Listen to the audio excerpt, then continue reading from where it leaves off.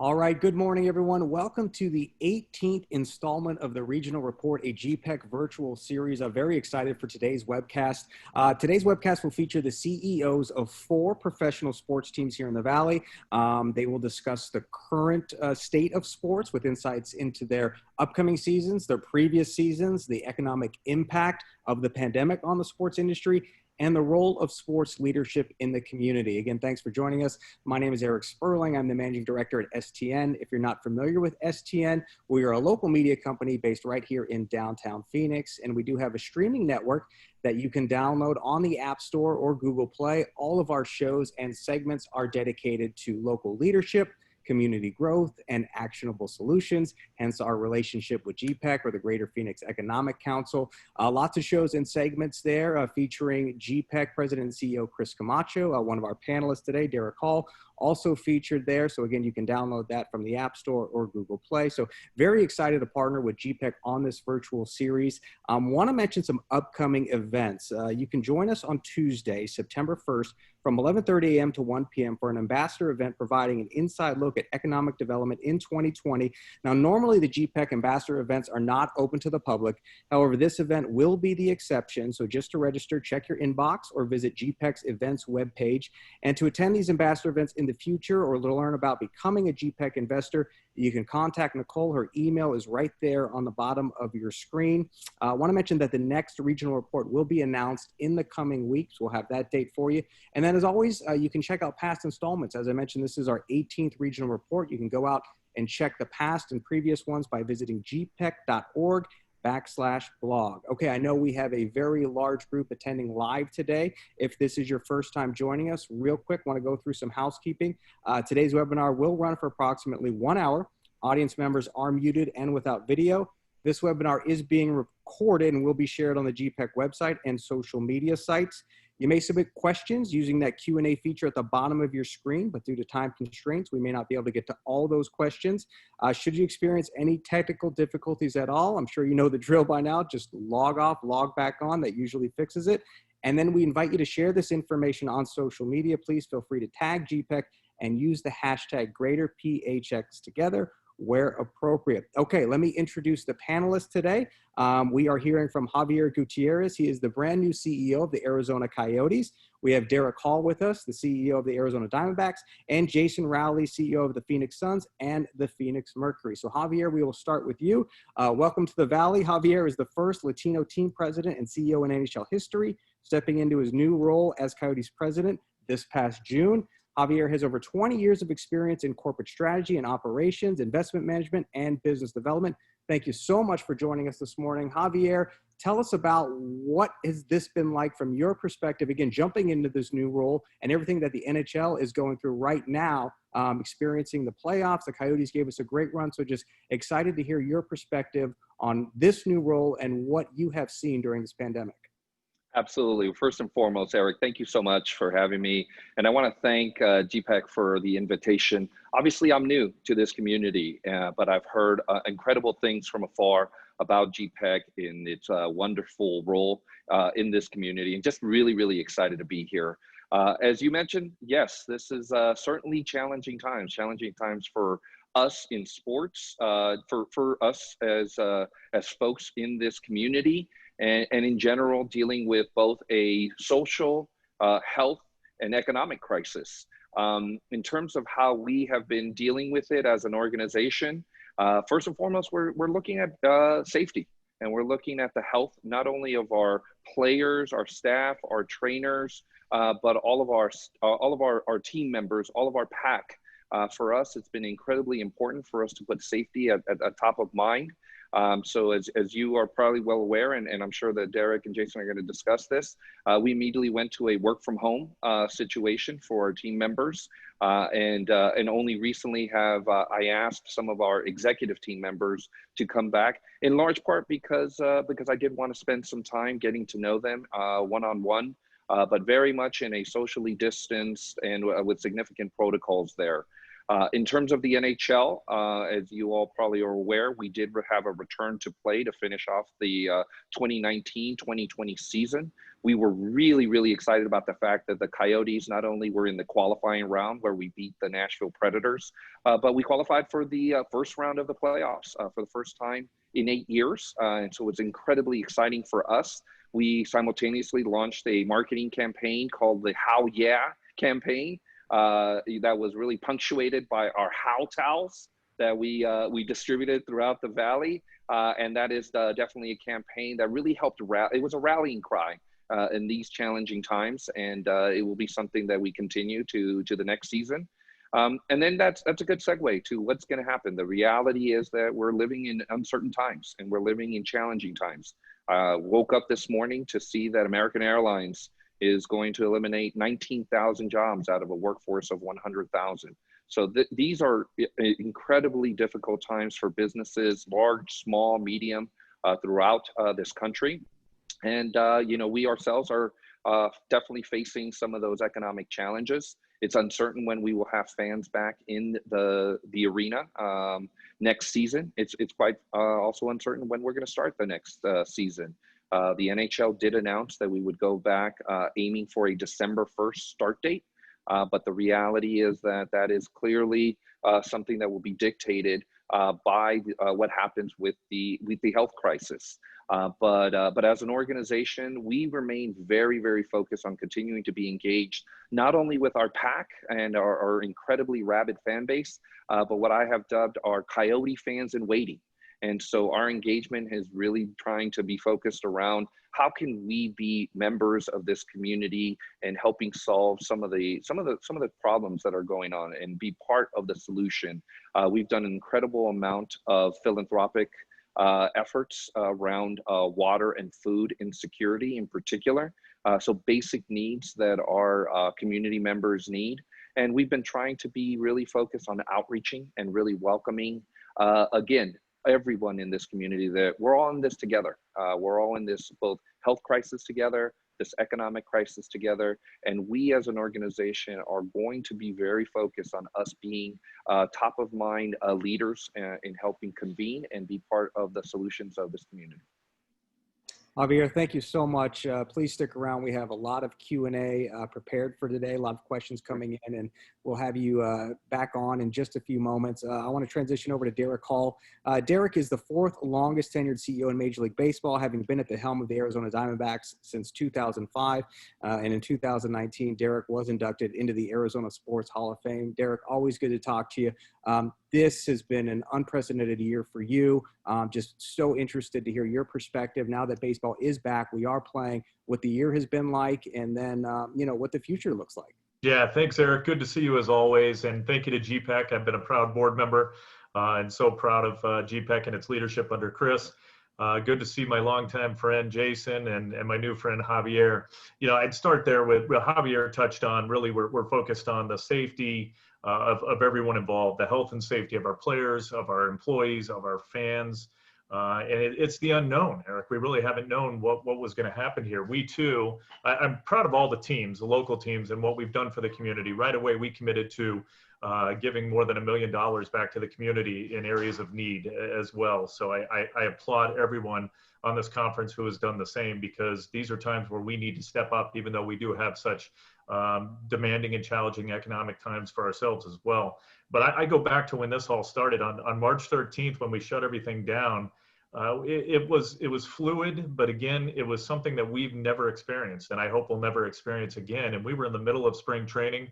We were rolling along. Here we were at Salt River Field with record crowds and booming attendance. We're playing well, and everything came to a screeching halt. We didn't know how long that was going to last.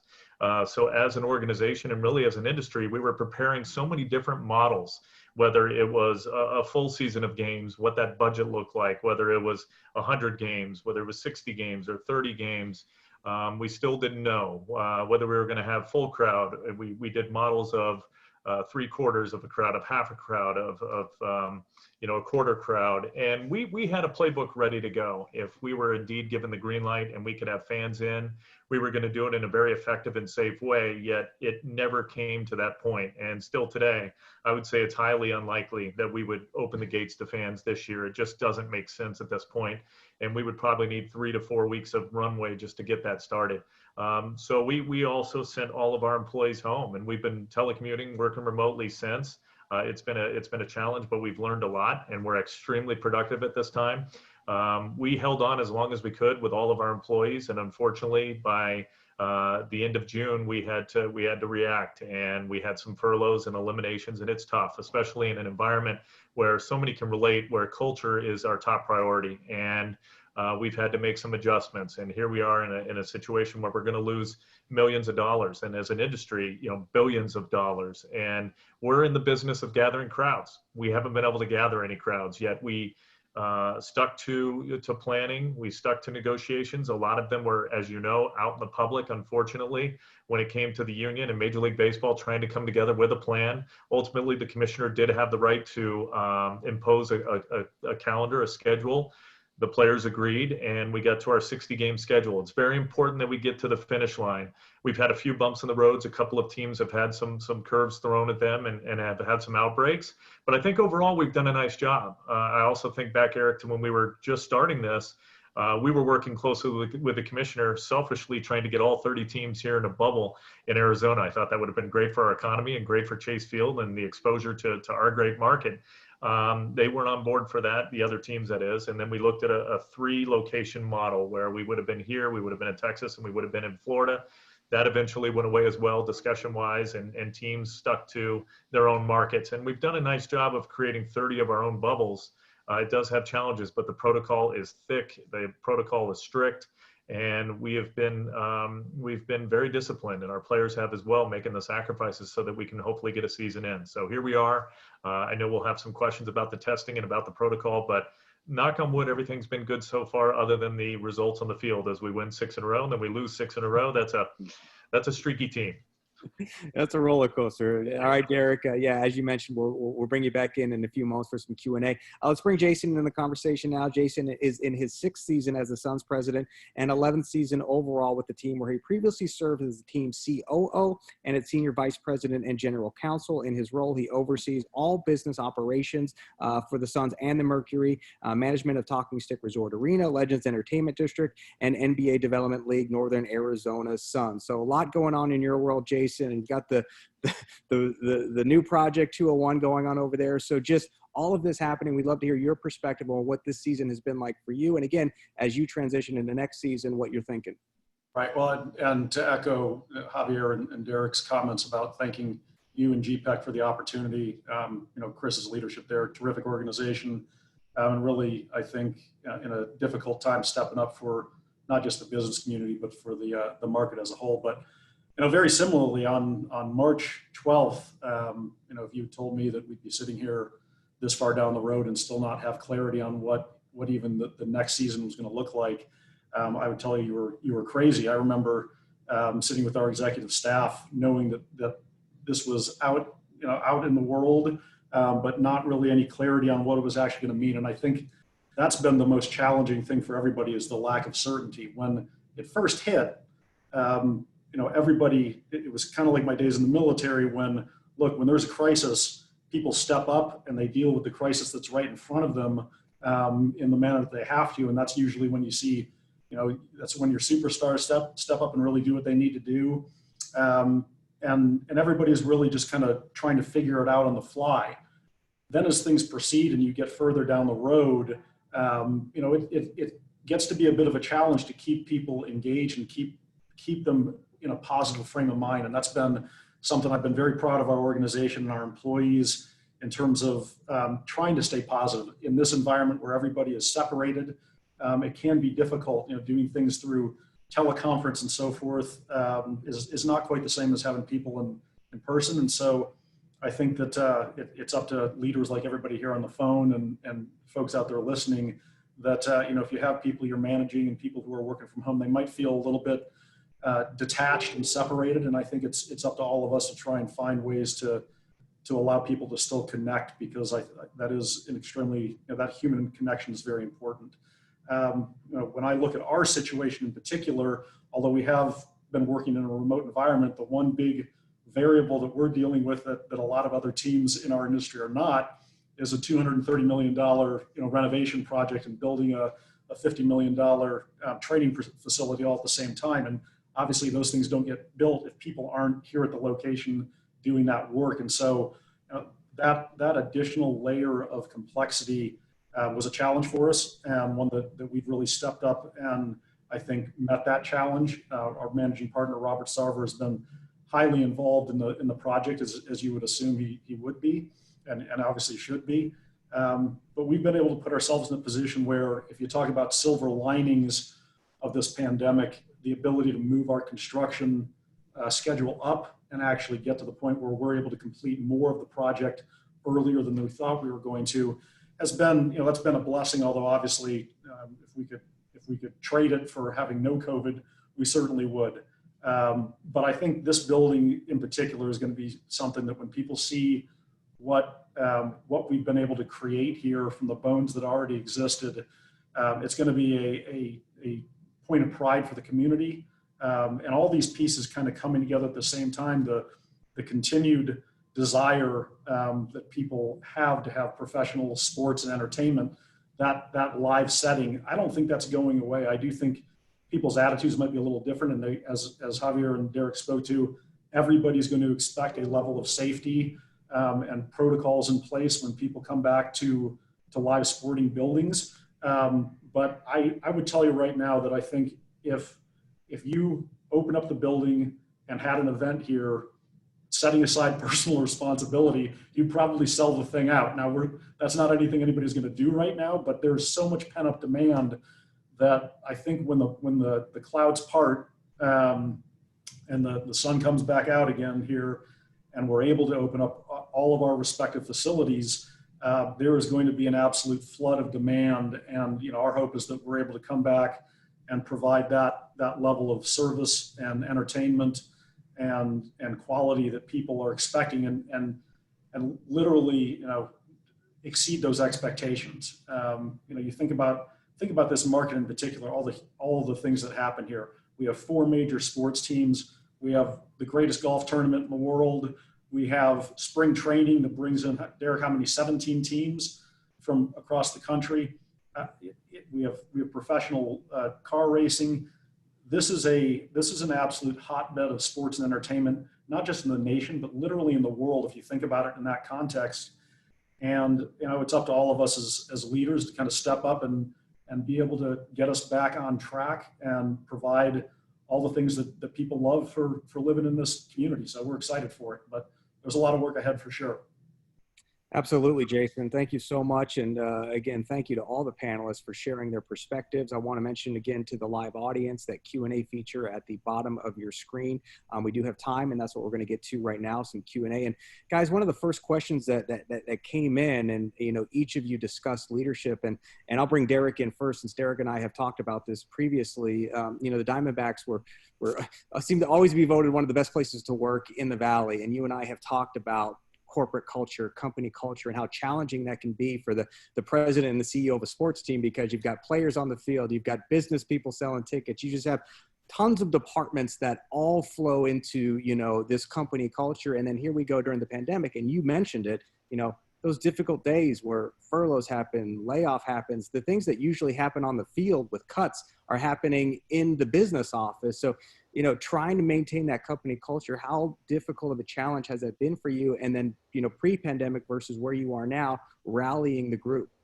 Yeah, great question. And I think our folks that are with us right now just feel really blessed and lucky and fortunate to still be a part of the team, which is a sad statement in itself, because we've seen what's happened around us with the economy. We've seen unemployment go way up, people losing jobs, unfortunately. So we were a very large organization with over 400 employees. We had to change operations a bit, yet we've done as much as we can to keep everybody together. They're all in too, as far as salary cuts and pay cuts. Everyone wanted to be a part of the solution at different levels, and I'm very proud of our group. The attitudes are great. The culture has not really changed. In fact, it may be arguably even stronger, Eric. That's, believable because, again, they all see light at the end of the tunnel. They're all doing a little bit more right now. They're being productive, as I mentioned before. We've turned our attention really from being responsive to thinking about recovery. And that gives people a lot of hope and a lot of creativity and finding new ways. Jason mentioned it. I think there's huge demand out there, and it's up to us to make sure that people feel confident and comfortable in coming back when they can. There's enough people that would want to fill our stadiums or our arenas. We need to make sure that everybody feels that way, and they'll get there. But when it comes to the culture, it's been strong. It really comes down to honesty, transparency, and communication, which we've done. I'll send out a weekly update to our staff. We have frequent teleconference meetings. We're going to have one this Friday. We're still having our employees of the month. We're still having virtual happy hours by department. We're interacting. We have to be creative. I think if we look at what we're doing today versus what we were doing on March 20th, it's night and day. We've realized how to adjust, how to adapt, how to live in this environment. And I think the culture has also shifted in a very positive way, and we've been able to remain very cohesive as a group. Yeah, Javier, similar question. In our tech check before the call, you waved to Derrick, you waved to Jason, you said, in normal times, I would have already been in your office saying hello. These aren't normal times here. So, and Jason was mentioned trying to maintain that culture despite people being, detached, and we're working virtually. So, welcome to Arizona. Well, here you go in June. How have you been able to maintain that culture, and especially during a shift in leadership in the organization? Sure. Well, that's also been another challenge for me individually and for the organization is, we have an owner who acquired this team a year ago and who was starting to put his stamp in terms of how he wanted to create an organization that was not just going to win on the ice, but off the ice, and create a culture around, enthusiasm, optimism, stability, and really trying to create a community within our organization in which it's a family-owned, family-run business, and that is how Alex Morello runs all of his organizations under the Morello Group. And so it's been challenging for me to start in the middle of this incredibly difficult time. Has been even more, it's more important for me to remain engaged, to reach out. It's incumbent on me as a leader to not just be transparent in terms of what we want to be as an organization, but what we want to do during these times, and be very specific and intentional about my outreach to my team, every single team member. We've done a number of webinars, of town halls. We recently launched a diversity, inclusion, and equity program that is part of a professional development program that we want for all of our staff members. And as part of that, it was really, really important for me to reach out and to touch everybody as much as possible as you can virtually, right? To wave on a Zoom call as much as possible, and to share a vision, not just as to how we're going to get through this period, but how we want to act as an organization. It's tough because people, they need to be around you in order to really embrace what you want to, in essence, sell as a vision. I often say that there is no instability when you have an ownership group that is committed to this market, that's committed to this organization, and that has the resources to back that up. But it's hard when in the middle of that, you're dealing with an economic challenge. We're all, as Jason and Derrick said, it's a reality. Sports has been impacted. We can't have fans in the stands. Our television rights, our radio rights, all of those have been impacted. You can't sell as much, beer and popcorn and hot dogs when you can't have folks in the stands. I mean, look at us. We would have had a whiteout. We would have had fans just streaming out of Gila River, cheering at the top of their lungs against the Avalanche. And quite frankly, it would have made a difference for our players and for our coaches and for our trainers. And yet, we know that the right thing was to create a bubble, to be up in Edmonton, and to cheer from our screens. I lost my voice after we beat Nashville because I kept screaming into the television screen. But it was the right thing to do. I wanted to touch on something that Jason said, though, which is the absence of sports really showed the primacy of sports. It really showed what sports means, not just in terms of convening and entertaining, but what it meant to the culture of this community. These are rallying cries that we have as fans. And, having it not be there and then to come back, we saw just a wave of support from our fans and from those that all of a sudden became Coyotes fans and really wanted to support this team. And you're seeing it also with the Suns in the bubble. You're seeing it with the D-backs on the field. There really is this desire to convene and come together as a community, and sports has that unique position. So that's what leaves everyone, I think, on this call and all of our fans of our respective teams so optimistic about what can happen once we're able to solve the health crisis, that sports can be this rallying entity that really brings communities together. Lots of great questions coming in, guys. And, Javier just alluded to, we would have had a whiteout. We've had fans streaming out. And Jason, I'll bring you into the conversation. The Suns' recent run in the bubble kept Suns fans on their seat. And there's a question here about, operational changes. So from a marketing effort, like what changed there? Normally you would be, come to the game on Friday night, and you can't do that in today's pandemic world. So what changed from a marketing perspective while the Suns were keeping their fan base highly engaged? Yeah, so part of it is what remained the same is just more of a focus. So for example, when people can't come to the building, what's their next best option is obviously to watch the game on television. And so we had a pretty robust effort to make sure we were driving interest in our broadcast and just how important that was. We also set up what we called a second screen experience, which we had not done in the past. And I think that's an example where when you're presented with a unique set of circumstances, you try and adjust and adapt and come up with something that can engage people and be interesting. And so basically people could watch the broadcast on television, and they could also watch a second screen on their phone or on their tablet that had a different level of content. And I have to tell you, those are the types of things that I would really anticipate. There's not everything from the bubble or from the pandemic that all of our respective teams and leagues are creating will last after the pandemic's over, but there are certainly going to be some things that I think different teams and leagues have put into place that everybody realizes, like, why weren't we doing this to begin with? What a great idea that was. And I think those types of things coming out of that are going to give us all the opportunity to engage our fans at a even more unique and higher level. And so when we speak to the silver linings of this epidemic for everybody, I think there will be things like that come out of it. But you've certainly had to adapt. You've certainly had to, and again, for us on top of that, with this remodel happening, we've actually still been relatively active going out and selling ticket packages for next season, even though we don't know exactly what next season is going to look like. Like the NHL, we have a date of December 1st as a holding place, but the reality is nobody knows what that's actually going to be, and there's already discussions that it could be pushed out later than that. So what we've basically done is we've gone out to our fan base and said, we'd love to have you be part of this arena and part of this remodel project. And you know what, if you want to join us now to reserve your seats, you can do that. And if we don't end up playing games with fans, we get 100% guarantee to refund your money or credit to the next season. So we're not going to charge anybody for things that we can't provide them. But if we can give people that pathway to still be involved, what we're finding is that they're more than willing to take it.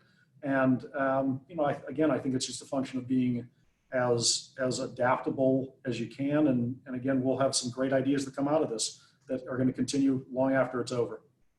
Sure. Thanks, Jason. Same question, Derrick. How has marketing efforts changed when, games are going on at Chase Field, but nobody can go to the games? I think similarly, as Jason alluded to, we're trying to get eyeballs glued to the screen, and they're there. I mean, one benefit has been the ratings are through the roof, and it's for radio as well. They're listening to our games, they're watching our games, they're streaming our games. And while we have that captured audience, then we are directing them towards future ticket purchases, again, with the unknown, not knowing what it's going to look like. But what has really changed, too, is the game presentation, obviously, inside the stadium. We're trying to keep it as normal as possible for the players and coaches. And it's been something unique. It's been different. As you know, we have the piped-in crowd noise. All 30 teams do, and it's actually from PSP. It's from PlayStation, and so the crowd at times it sounds different at some ballparks than it does at others. Our place, obviously, when the roof closed, it's very different. We have virtual crowds. We have virtual rooms where fans can join in and show their support with the players in the dugout at the time. We have virtual first pitches. We have virtual anthems. We're now having virtual seventh inning stretch. So all that is new and unique. And I also believe that we can somehow utilize that and involve it in our future planning and entertainment and presentation. But it's very skeleton crew. It's strange when you're at a game. We have different tiers. Tier 1 are the players, the coaches, the medical staff, equipment managers, those people that are actually down on the field, in the dugout, in the clubhouse. Tier 2 are those that are essential for the presentation of the game and to be there. And it might be your grounds crew, your facilities operators, those that are up in DBTV putting on the actual game presentation and production. And then tier 3 are individuals that would have the ability to go into the ballpark but not have contact with anyone. Like myself, I can go sit in the box and watch a game. It's a very different experience. And to be in there with no crowd and to hear the buzz of this fake crowd the entire time, and every ball that is hit, you can hear, you can see, you know exactly where it landed. It's not something that I'm used to. I took my wife to one of the games. It was a Sunday game against the Dodgers, and we got in the car afterwards, and she said, okay, I don't need to go see that again. It's just different, right? It looks and sounds so much better on radio and TV than it does in person. So it's different for the players as well. They can't wait till we can get fans back in the ballpark. I can't wait either. But again, we've been able to do things operationally that we've never done in the past, where when it's 115 degrees out at night, we're opening the roof. And we've had the opposing team scratch their head the first day and say, why are you opening the roof? You're trying to intimidate us. You're trying to change the environment for your benefit. No, it's the same for everybody. The problem has always been that upper deck gets really hot, whereas the lower levels are very cool. And so after the first game, we always hear from the opposition how great it felt. We apologize. If any other teams are questioning, have them call us because it was perfect. So it's been nice to be able to have the roof open for most of the games, obviously not a day game. We're just trying some new things to make the aesthetics a little different, but make it feel and look as normal as possible for our players. Yeah, you just mentioned the players, Derrick. What's the feedback been like? I mean, is it a mixed bag, or are the players just over it and they want fans back? No, they've been good. They've been really good. They understand the situation. They're actually getting used to it. They've asked for certain things, cutouts of their family members to be in seats. We actually created a family section, so they're making the best of it. They would obviously love to have fans in the seats, but as I mentioned, they've been so good, Eric, with the protocol and making sure that they're getting tested, that they're very careful where they're going. They feel safer in that environment than they do anywhere else. But I think that they've adjusted to it. They know when they go on the road, that's the biggest challenge. You may hear a complaint or two from the players because they have to stay in their hotel room the whole time. They have to wear a mask everywhere except for actually in their hotel room. Being in an airplane now, they're actually distanced and there's no really social interaction going on there. There's no longer 2 buses, there's 4 buses so that everybody can be spread out. You have to go eat at a ballpark down the right field line in a special suite that's created just for, a fraction of the players. And after the game, you can't all eat together. It's a grab and go at different times. We're doing things differently, but I would give the players and our staff a lot of credit and tip my cap to them because they have not complained. They've accepted it, they've made adjustments, and they understand that's the reality of what the world we're living in, at least this season. Yeah, and I'll bring Xavier in to pick up on that. Derrick talked about the operational challenges, and we talked at the beginning of this regional report how, hockey had 2 bubbles going during the playoffs. The NBA has 1 bubble. MLB has 30 bubbles. And if we do see something December 1st come back, what is your takeaway? What do you like? What don't you like? Could you see 30 NHL bubbles work? And then, to what Derrick was saying, what was the feedback from the players? Because, we hockey can build on that momentum and, there's a whiteout crowd. So what was the feedback from the players in that bubble experience? Sure. Well, it definitely was a sacrifice on their part. They were up there and obviously there are teams still playing. They could end up playing for approximately 3 months. And as Derrick mentioned, I really tip my hat to the players, right? For them to say, we're going to be away from our families. We're going to follow every single protocol. And the NHL had a phenomenal protocol in place to the point that I believe it's something 5,000 plus tests were conducted, not a single positive result back. I mean, that's just incredible. And really, that's a testament to the commitment and the discipline of the players, of the coaches, of the training staff. And truth be told, that's why we felt so saddened by the end of our season, because they had sacrificed so much to be there and to give it their all. The feedback we also got is, they're hockey players. They've been doing hockey tournaments like this their entire life. So there was a component of camaraderie amongst them that they really, really enjoyed. Obviously, they would have loved to have had more success on the ice, but it was an incredible run for our team, and the players really appreciated that sense of, we're here to play hockey 24/7, and then the other time we're gonna eat together. We had the fortune that they were all able to be together. Everybody was in this sort of enclosed city. If you saw the maps of Edmonton and Toronto, it was literally a city that had been sort of fenced off from the rest of the world, in which players could walk from the arena to the hotel and back, and there were, I think, guards at every entrance, and it was somewhat surreal, but it definitely was effective. So they were happy. In terms of something that I wanted to touch on a little bit of what Jason mentioned, which is the silver lining here, right? And the silver lining is really the utilization of technology, which is something that we certainly as an organization really wanted to accelerate. And the tech enablement, not just in the way you're engaging with fans, but when you're engaging with your corporate partners, right? The way that we outreach to them, we've been utilizing a lot of virtual reality in terms of having them understand what is possible when things do get normal in terms of our corporate partnership sales and our premium sales. New ways to think about selling season tickets and selling premium seating, whether you're giving flexibility to fans to select their season ticket packages and what have you. And so as difficult a challenge as this has been, there is some very unique opportunities to utilize technology that I think will be with us thereafter. And then obviously the way that you deliver content, the way that you engage and become more two-way rather than just a static engagement, second screen, third screens, we had a How at Home campaign, which was really an interactive trivia and the types of the same game experiences that we do have when you're at Gila River. And so I do think that those are really interesting things that I think will only improve the fan experience going forward. Yeah, thanks. And Jason, bring you back here. We talked at the beginning of the report again about what a great sports town this is. We've got the Coyotes, we've got the Diamondbacks, we've got the Cardinals, we've got the Rising, we've got the Mercury. The Suns have been around the longest. And talking about, your commitment to the community and the Suns brand, and all of your brands go beyond the court, they go beyond the ice. What has this been like for the Suns brand? And you talked about giving back to the community, but what other efforts has the organization gone through to connect with the community during the pandemic? Yeah, I'll echo Derrick's comment earlier, which is, I think all the teams have stepped up during this period, which is our obligation to do that.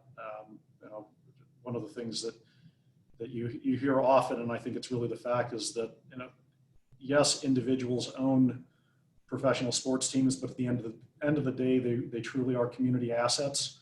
And as a community asset, you have a fundamental obligation to make sure that you're doing what you can in your communities when times are tough. And that extends to the league level as well. The NBA just announced, kind of switching a little bit to the social justice side of our current world that we're living in, because that's something we haven't really touched on. But the reality is, in the middle of the pandemic, this major movement also came to the fore that has required a lot of people to kind of re-examine how they operate and how they think about things. And so our league stepped up with a major $300 million over 10-year commitment to really try and adjust and make changes that are meaningful and impactful. And obviously every team, including ourselves, are involved in that. That's both nationally and locally.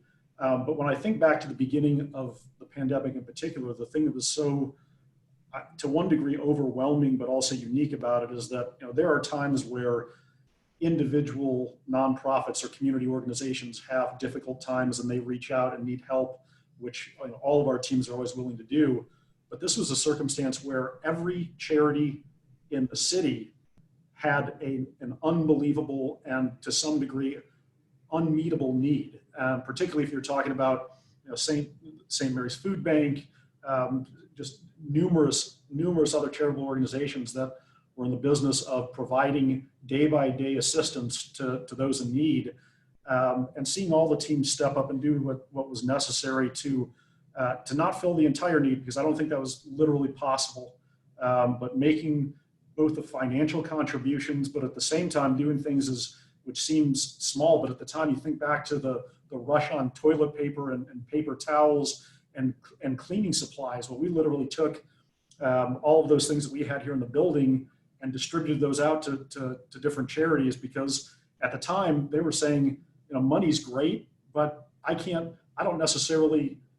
take the money you're giving me and do the things I need to do. I actually need things like cleaning supplies again, that I can go out and rubber gloves or whatever it is that I can go out, PPE, that I can go out to the community and give. So it required a different level of thinking and a different level of reaction.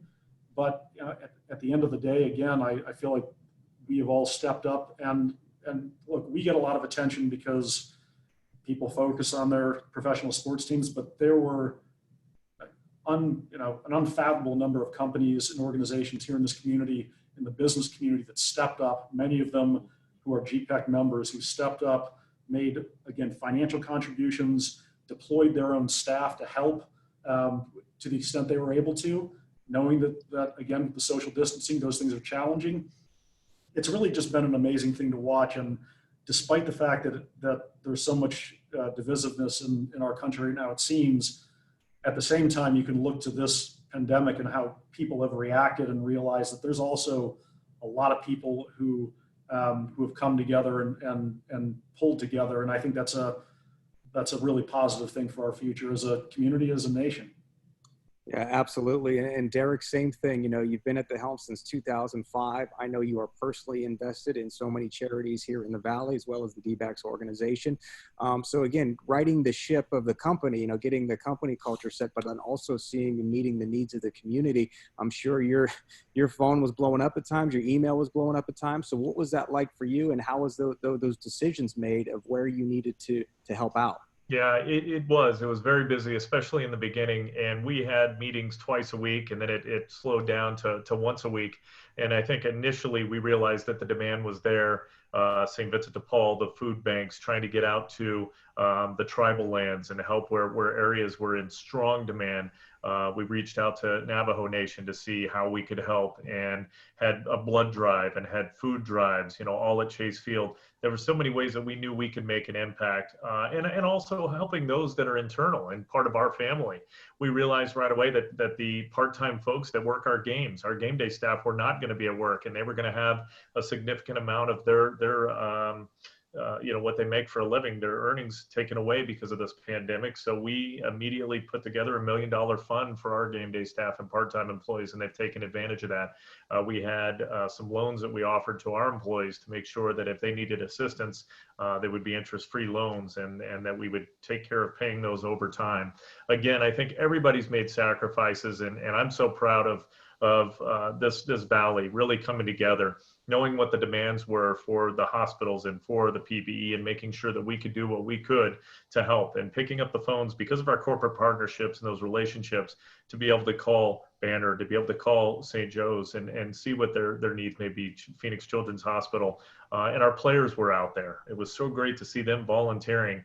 They were at our Boys and Girls Club. They were at St. Vincent de Paul. They were at St. Mary's and helping as well. They were at the ballpark for those drives that I mentioned before.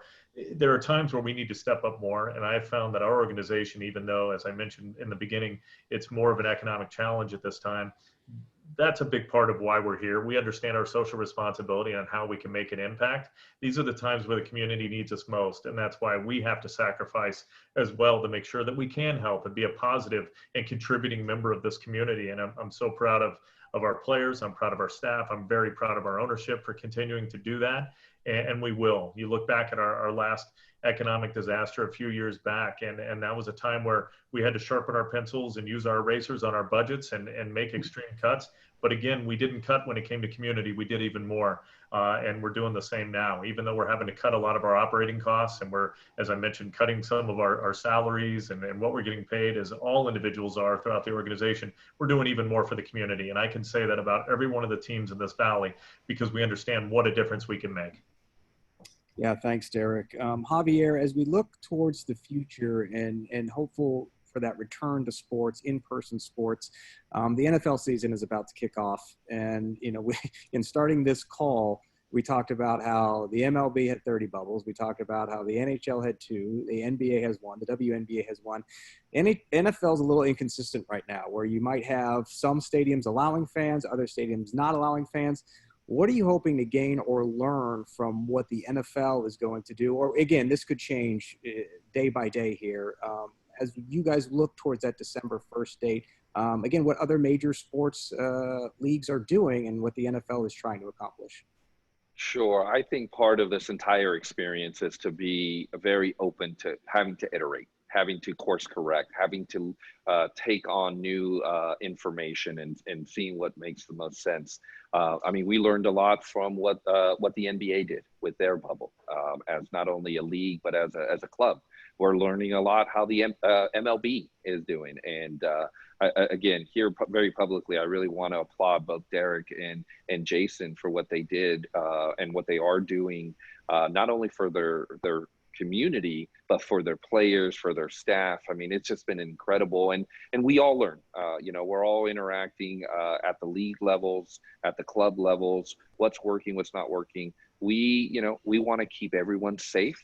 And yet we want to try to create some sense of progress and some sense of normalcy going forward. It is going to be very interesting what happens with the NFL. And I think they're also learning from what we've done, both up in our bubbles, what MLB is doing, but what certainly the NBA did. And so I think that it's a process. You know, this is one of those unique situations in which nobody has the answer key. We're all just trying to make as best decisions as possible. And we're all coming together. People have been incredibly generous. And by the way, people outside of sports, this is a pandemic that's affecting everybody. And so large corporations with incredibly large employee bases that are disparate and that are used to travel, for example, have been wonderful about reaching out and saying, here's how we're doing it. And not only how we're doing it in terms of dealing with the health crisis, but a point that both Jason and Derrick just touched base on, how they're dealing with it in terms of making an impact into the community. You know, one of the things that we have been very focused on is how can we, I often say, how can we make 1 + 1 = 5? And what I mean by that is, how can our philanthropic efforts combine with the philanthropic efforts of the Suns, of the Diamondbacks, of Banner, of Blue Cross Blue Shield, of Fry's, so that we're all trying to, you know, really do our part. So let's come together to make an exponential, impact. And in fact, here I have a letter in my inbox ready to go out to Jason and to Derrick.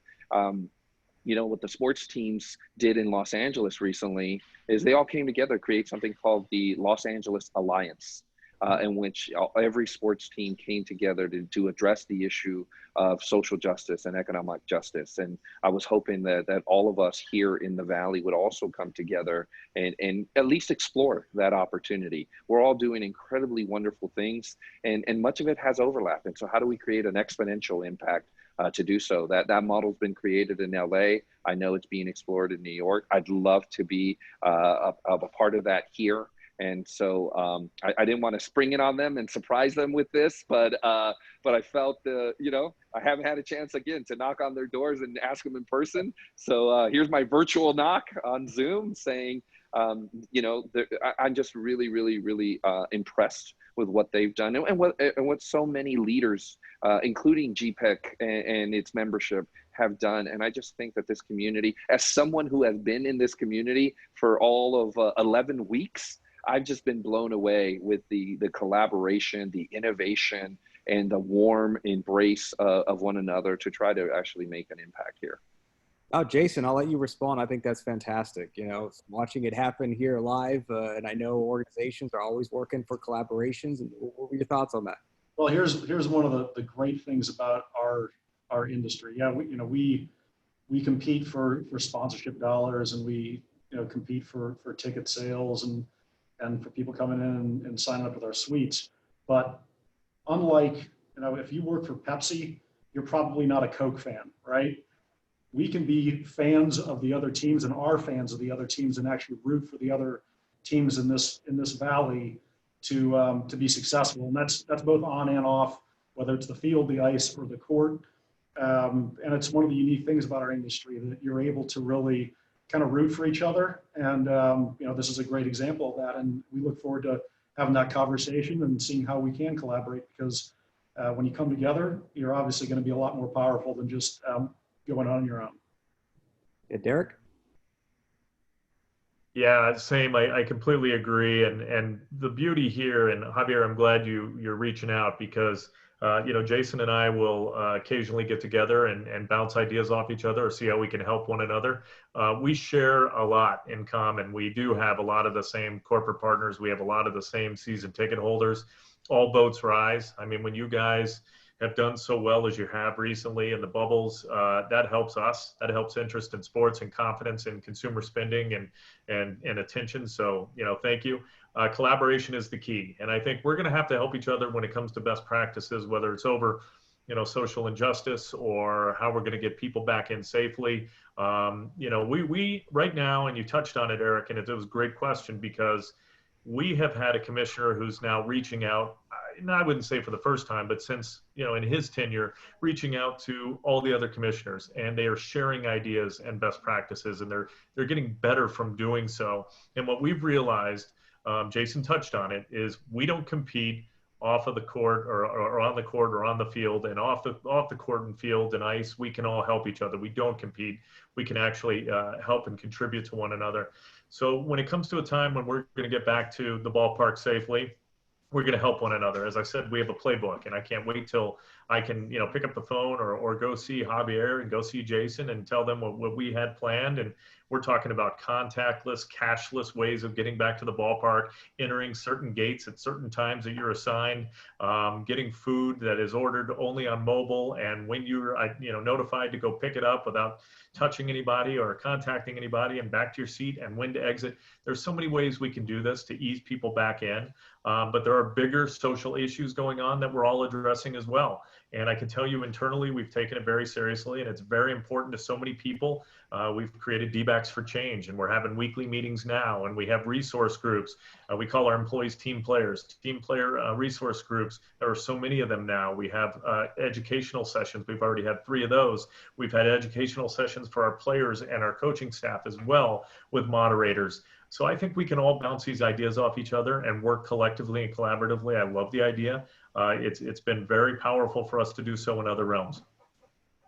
And Derrick, follow up there, and I'm glad you did, because some of the questions coming in were regarding what ideas you've been entertaining for the return to sports. You're talking about some of the cashless things and some of the different security gates. And a lot of fans, I'm sure you probably have heard it, like, well, why can't you just open 10% of the stadium? Why not just open 20% of the stadium? Keep everybody socially distant. So you said you had a playbook. And what were some of those things that maybe have entered into the playbook that you think, yeah, this could work, and maybe some of the other leagues could follow suit? Absolutely. And so it was initially about 65 pages, and it was a lot of just that: where you should park, how you should park, making sure you're not using cash, making sure that there's no physical contact. The one area of the ballpark that we did have open, Eric, was our team shop. And we recently thought, with as little traffic as there has been, sales have been good, but it's more important for us to make sure everybody is healthy and safe. And we have to make sure that within our bubble, our players and coaches are safe as well, and those that are working there as essential are safe as well. And we've temporarily closed for the same reason we don't have fans in there. And believe me, we've wanted to push the envelope. We feel we can do it safely. We know we can. We've had to work with our concessionaire Levy to make sure that when and if we did open up, how we were going to assign certain of our stands and how people were going to flow in and out. We were going to have directional signage, when to go in, where to go in, where to go out, what time to go in, what time to go out. And there's a way to do it. You also would sell tickets in a much different fashion now. And there's different models out there that we're looking at and entertaining for when we can get some fans back in. Because as season ticket holders, as you know, nearly every seat, especially up close and down in the lower bowl, or at least in the front rows on every level, are taken. So you're not going to be able to have, if you need to distance everybody in their seats.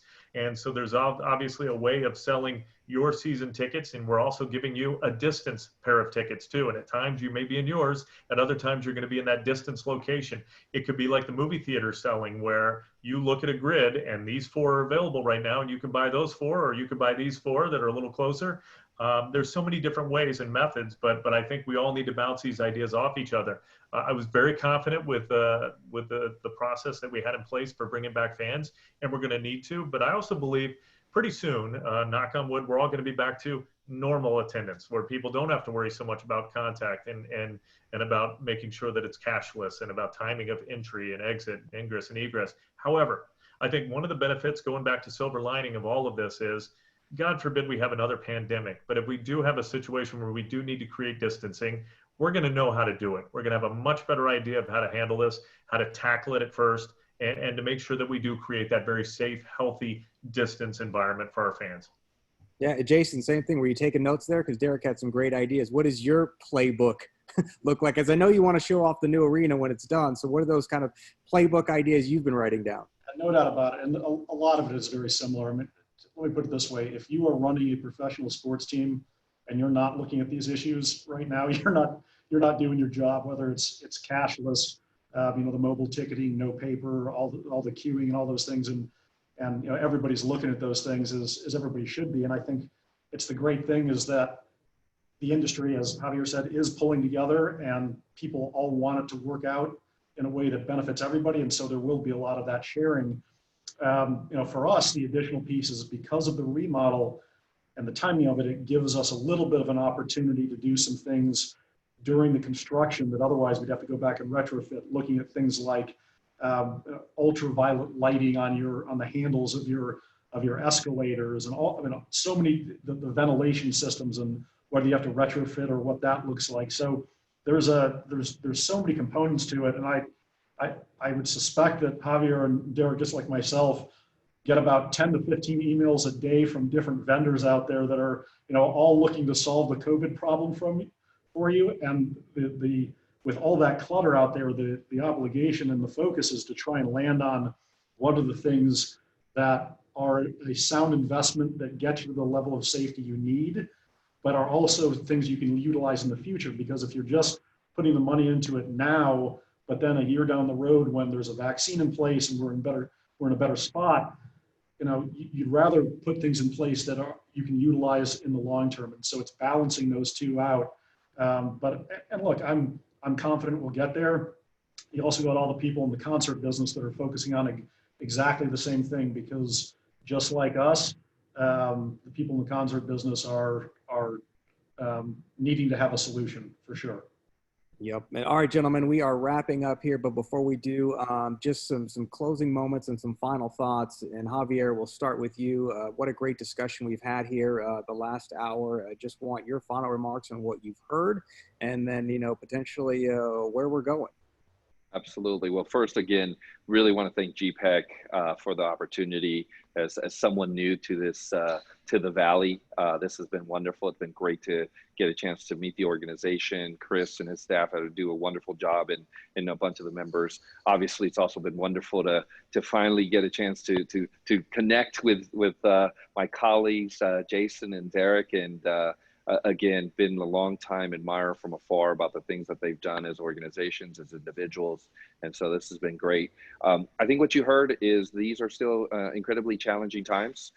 We are all doing our best, not only for our own staffs and our own players, but for our community at large.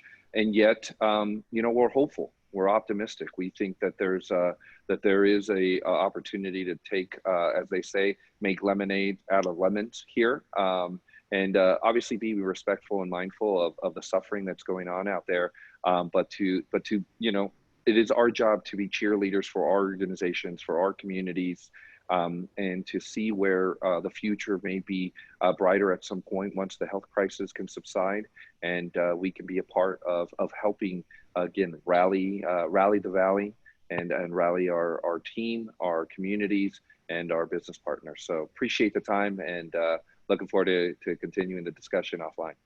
Yeah, thanks, Javier. Jason, some final thoughts here? Again, GPEC, thank you for the opportunity. Javier, Derrick, always terrific to spend time with colleagues. Looking forward to hearing from you, Javier, and spending some time with you as well. But look, at the end of the day, I hope people do continue to look to all of us as leaders and look to us for leadership.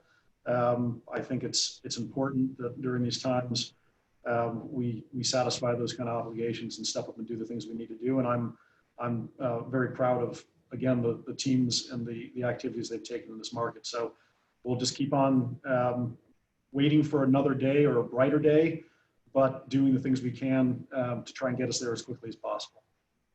Thanks, Jason. Derrick, we'll have you close us out here with some final thoughts. You got it. And I don't know if Javier was trying to give Jason a new theme or logo with Rally the Valley, but I think he meant, it was Rally the Valley, not Rally the Valley. Is that right? Very good. No, this has been tremendously difficult and challenging.